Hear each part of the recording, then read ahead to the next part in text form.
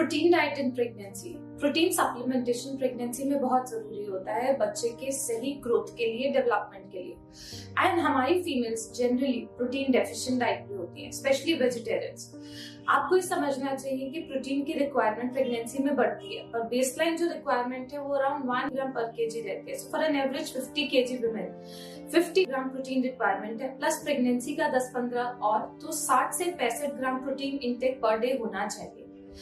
ये 60 से 65 gram protein intake vegetarians दूध से ले सकते हैं, पनीर से ले सकते हैं, दालों से ले सकते हैं, पर फिर भी मात्रा बहुत कम रह जाती है तो उन्हें प्रोटीन पाउडर के फॉर्म में या प्रोटीन बिस्किट्स के फॉर्म में या प्रोटीन बार्स के फॉर्म में सप्लीमेंट्स लेने चाहिए। और यही कैलकुलेशन रिक्वायरमेंट डोज के हिसाब से उनकी प्रोटीन पाउडर की सर्विंग साइज पे डिपेंड करता है कि कितना लेना और कैसे लेना। जो नॉन वेजिटेरियंस वुमेन है वो एग ले सकते हैं और साथ में नॉन वेज सोर्स होते हैं, मीट्स होते हैं, फिश होते हैं, जिससे वो प्रोटीन रिक्वायरमेंट को पूरा कर सकते हैं।